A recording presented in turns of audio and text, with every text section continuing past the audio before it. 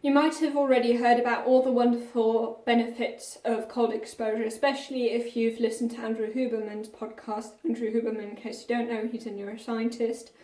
And today we're going to talk about how Andrew Huberman recommends we should go about cold exposure in order to actually get the most health benefits. So the first thing we need to talk about would be when we should be doing cold exposure in the first place. We've all got a circadian rhythm, which basically means when we feel awake, when we feel less awake, and so forth. And this circadian rhythm actually makes our body temperature vary throughout the day. So for example, the time when your body temperature is the lowest is 2 hours before you naturally wake up, and then your body temperature rises more and more until the afternoon, and then your body temperature starts decreasing again until, again, at 2 hours before you wake up, it's at its lowest again. And then right before we go to sleep, it drops a lot, which is very important for us to sleep very, very well. Now, since I've mentioned that we want to have this drop in our body temperature when we go to sleep, you might think, okay, great, so this means that I should be exposing myself to cold right before I go to bed to cool down your temperature. Well, the answer to that is actually no, quite the opposite. And the reason why is that your body temperature actually adapts to the cold, not by cooling itself down, but by making up for the cold by warming your body temperature up. So basically you can think of our core body temperature as if it was like kind of a thermostat. So basically when the environment is cold, the thermostat will warm that room up, whereas when it's warm, the thermostat will cool the room down. And that is basically exactly what your body does. And your body does that by sending a signal to the medial preoptic area of the hypothalamus. Your hypothalamus is a part of your limbic system, which is also there for pleasure and emotions in general. This brain region actually sends signals in the form of hormones that either cool your body temperature down or increase your body temperature.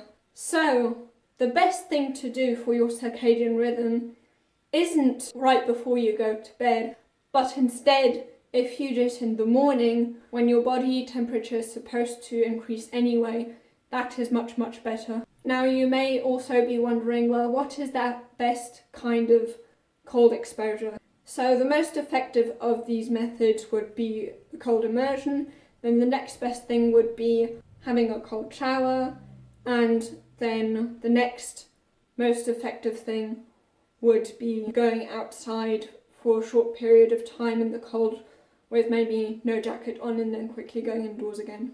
Now you might be thinking, and this would be the third tip, how long should I do deliberate cold exposure and at which temperature?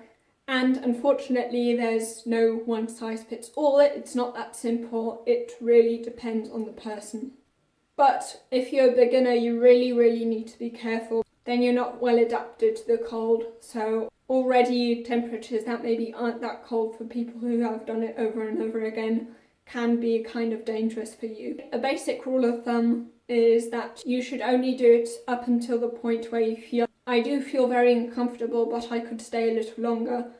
And then after you've reached that point, when you feel like you can't stay any longer again, then that's the time you should stop. Another method you can use to make cold exposure colder by not decreasing the temperature is by moving while you're exposing yourself to the cold. Because if you stay still, there's kind of this layer that builds on your skin that actually keeps you warmer.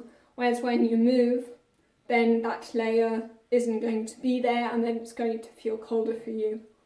Now, how exactly should we be going about this whole thing? Because our body adapts to how cold the cold exposure we usually do is, which means that when exposed to the same cold temperature for the same amount of time over and over again, it actually becomes kind of desensitized to that temperature. So how can we still get the same benefit Now you may be thinking I could just do it like people do it in the gym with progressive overload, that I decrease the temperature more and more.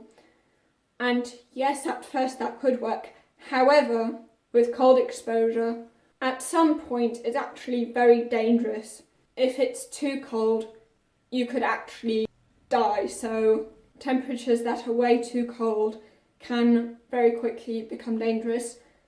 And this is also more the case with heat, which is why you can also use heat for health benefits, but the temperature range in which it is safe to do that is much, much smaller than when it comes to cold, because basically if it's just a little too hot, then that basically denaturates protein, and that is very, very bad for your body, because there are lots of proteins that your body uses, for example enzymes and hormones and all that kind of stuff, so you really don't want to mess with that. So a better alternative would be to just keep the temperature the same but stay there for a little longer. Now the problem with that is that at some point it can be very, very impractical, simply because at some point you're going to have to waste a lot of time just taking a cold shower or having a cold immersion. That isn't necessarily optimal. Now if you're also trying to, for example, do saunas and stuff like that, you may also be asking, how should I combine cold exposure with, for example, using a sauna? And what's best for your metabolism is that you do the cold exposure after the sauna, and that you let yourself warm up naturally after the cold exposure instead of going back to the sauna. Now if you want to know more tips by Andrew Huberman, you can watch this video here.